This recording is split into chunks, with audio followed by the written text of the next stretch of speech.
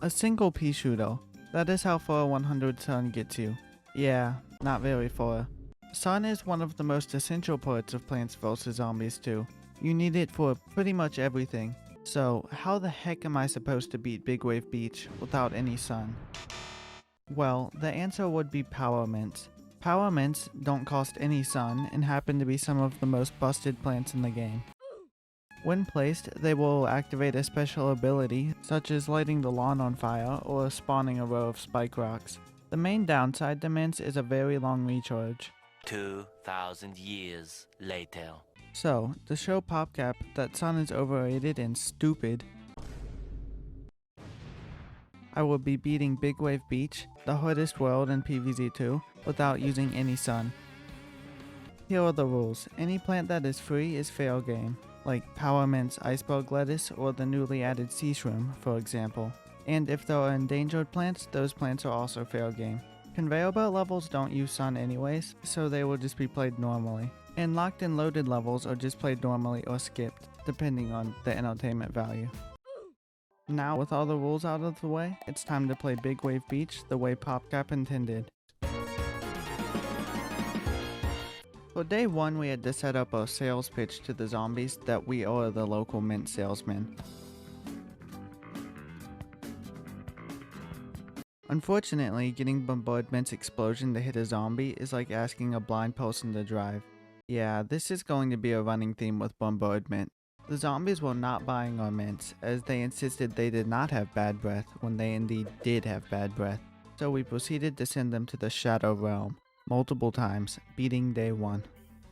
Day 2 was sea shroom spam, which worked really well. But if the tide goes up, I will lose all my sea shrooms, which could cause problems. Luckily, that didn't happen on this level. Day 3, what's this, a conveyor belt level?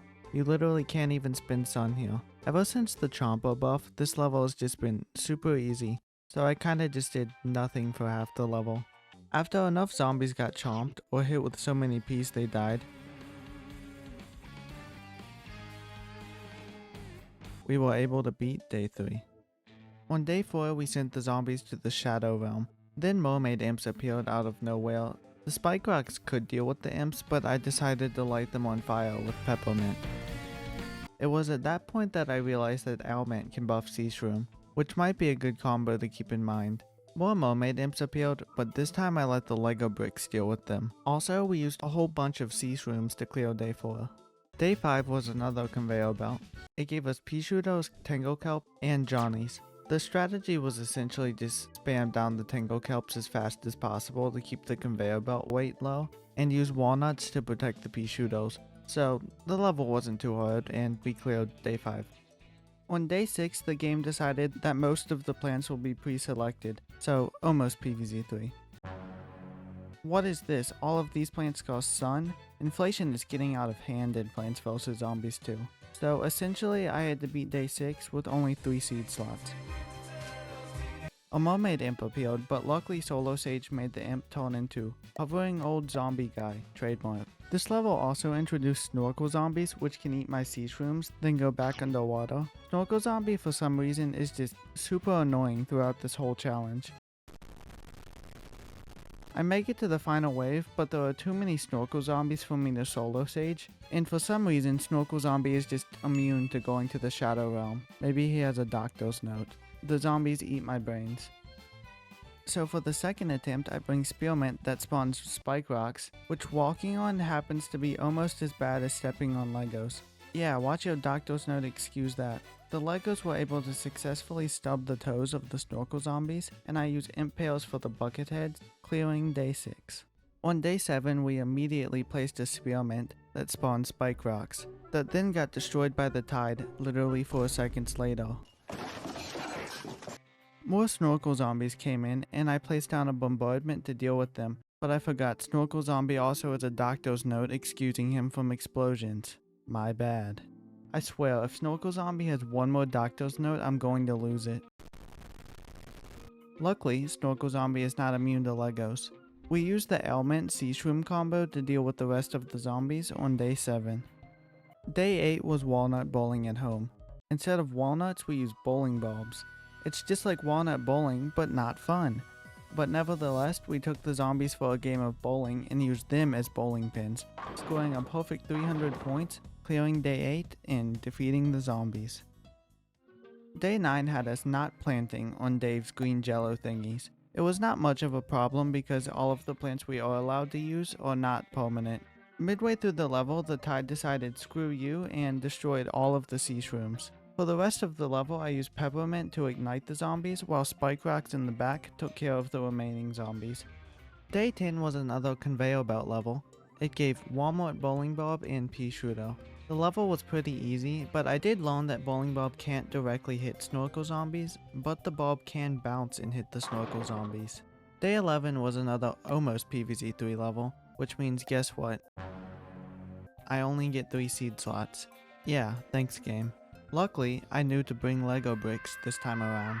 The Snorkel zombies were no match for the Legos. This level also introduced Sulfur zombies, the Legos won. And Seashroom and Almond kind of helped too. Day 12 involved a little bit of Lego bricks, lighting zombies on fire, sending them to the Shadow Realm, and being blown up. Wow, I am glad I have liability insurance because otherwise I would be getting sued by all the zombie lawyers for illegal mint soliciting. Like, it's not my fault the mint comes with Lego bricks or explosions. Anyways, we cleared day 12 with totally legal mints. Day 13 had the objective of producing 2000 sun. You might be like, well, how am I supposed to do that when I can't spin sun? Gold bloom. The answer is pull out your wallet and buy gold bloom. As for defeating the zombie side of things, we participated in more mint and shroom soliciting to clear day 13. Day 14 is the first fully PvZ3 level, so it's just played normally. The level gave bowling bobs, so I made sure to take full advantage of the zombie bowling experience. Champa also ate a local sulfur zombie. There was a gargantua in the final wave, but it got munched, beating day 14.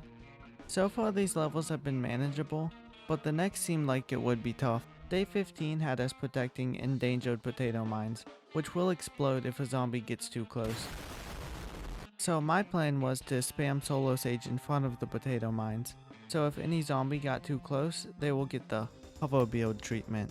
I used a couple of plant foods on Solo Sage to defeat a whole bunch of zombies. Solo Sage's plant food is honestly really good. It's like a cherry bomb and solo tomato in one. A sulfur zombie got close to the potato mines, but Solo Sage was able to stop him. The low tide in the final wave was a little scary, but I replied with, "Got bad breath? Try peppermint, it's fire." And for the last few surviving zombies, I just used Solo Sage, clearing day 15 on the first try. Day 16, if you know, you know.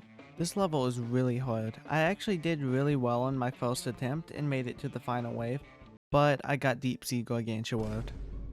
So then I tried again and lost to surfboards blocking me from planting. So then I tried again and lost again. This level really sucks. Any sense of not having a skill issue and me feeling like I'm good at the game is thrown out the window with this level. So I give it another attempt and finally beat it. The best advice I can give you for Big Wave Beach Day 16 is, you're screwed. No, actually place down the plants as fast as you can and try to save plant foods for when you really need them, but still, it's a tough level. Day 17 introduced Octo Zombie, but it's not any ordinary Octo Zombie, it's the Skibidi Octo Zombie. He's been infected with brain rot ever since he started his mewing streak. You better fill out a 1099 form or else you'll be hit with the phantom tax. And don't even get me started on his kids. They like Fortnite. The Freddy Fazbear Better Call Saul kid named Fingo, Riz Masto, -1000 Aura, Alpha, Andrew Tate, Sin City, Metal Pipe, Falling, Jonkler, Mewling Streak, Skibidi Ohio, Octozombie, Brainrot. It's too strong. We must put a stop to it. Too many brain cells were being lost. We put down a peppermint to stop the Octozombie and clear out the rest of the zombies, beating day 17. Day 18 crashed the game every time I tried to go into it. I swear these things only happen with PopCap. So yeah, day 18 was unplayable. Day 19 was another almost PvZ3 level, but at this point, though not too difficult. I started off the level spamming sea shrooms. Honestly, sea shroom is really good as long as you have water to place it in. An octo zombie appeared, but luckily from here on out we'll just be seeing normal octo zombies. As per usual, the tide said, you can't have sea shrooms, but Owlman was able to clear out the hordes of zombies with its poison ability, and Spike Rock helped too.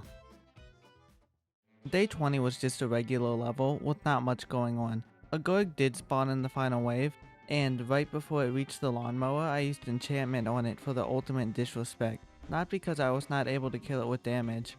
No way. Anyways. Day 21 was a conveyor belt that had us using off-brand cattail because cattail cost too much money to cast. Getting paid over 100 million for one movie is crazy, so we instead have this.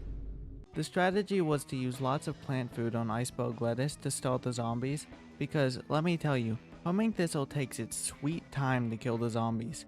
Oh no, it's not like there's a horde of zombies on surfboards ready to eat my brains. No, take your time. Also, that's some real good homing. Anyways, we beat day 21. Day 22 was good old fashioned PvZ, except we only used power mints. So it's just like good old fashioned PvZ when you discard the fact I'm not spending sun, the most essential part of playing PvZ, and only using power mints. So yeah, we played day 22 just like the good old fashioned PvZ 1 days. Day 23 had us protecting endangered banana launch shells. The fisherman zombies were a major threat because they can pull the bananas in the water, and not many of the zero sun cost plants can block fishermen.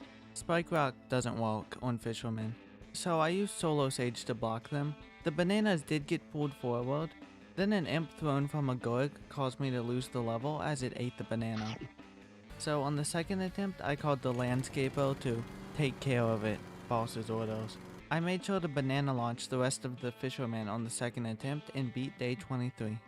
After day 23 we needed a refresher, so for day 24 we went bowling at the local McDonald's.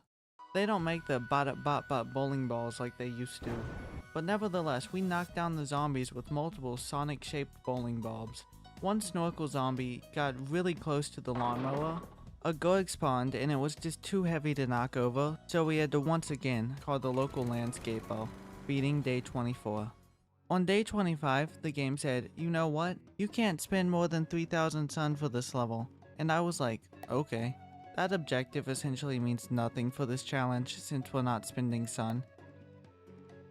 Day 25 spammed lots of zombies, but Owlman is OP and can hit every zombie on the lawn, defeating pretty much everything except the Gorgs. Day 25 overall did not have too much going on. Same with day 26, just a pretty standard conveyor belt level, but a moment of appreciation for bananas. They are indeed bananas. So far the challenge overall has not been too difficult. Mints are just really good, but the difficulty does start to pick up with these next levels. Well, besides day 27 because it crashes the game. Again. Of course it does. This is actually a problem that needs to be fixed because players that have not already completed Big Wave Beach will be soft locked. Day 28. Prick.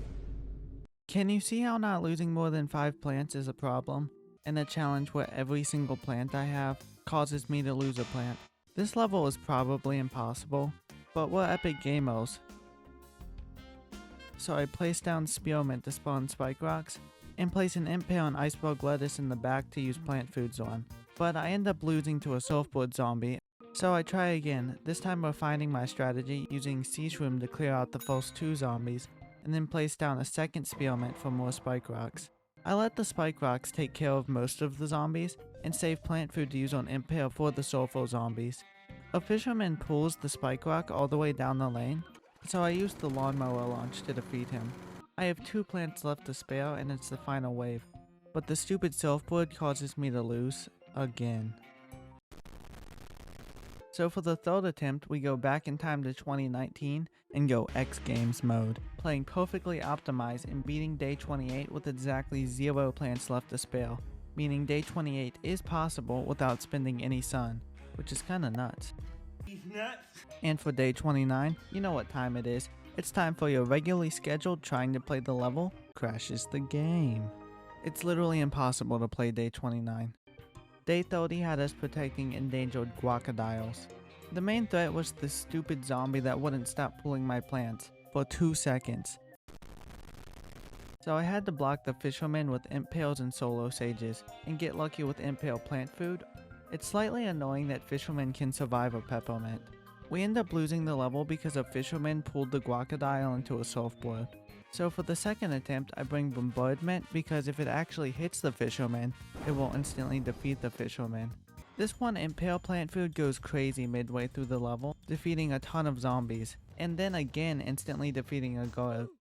Maybe I should have used impale more, it's kind of really good. The final wave spawns a fisherman in every single lane, so I block bottom lane with an impale and quickly place down 2 peppermints by using plant food recharge to defeat all the fisherman zombies before they can screw me over. Beating day 30. And that's the last level of the challenge. Day 31 is just a locked and loaded. And day 32 is a conveyor belt, or Zomboss. We gave Zomboss a major league spanking, not allowing him to suck our bananas a single time. What did he say? What did I just write? You know what? I'm keeping it in. So, the entirety of Big Wave Beach is possible without spending any sun, which is kind of nuts. Rules are what separate us from the animals, John Wick reference.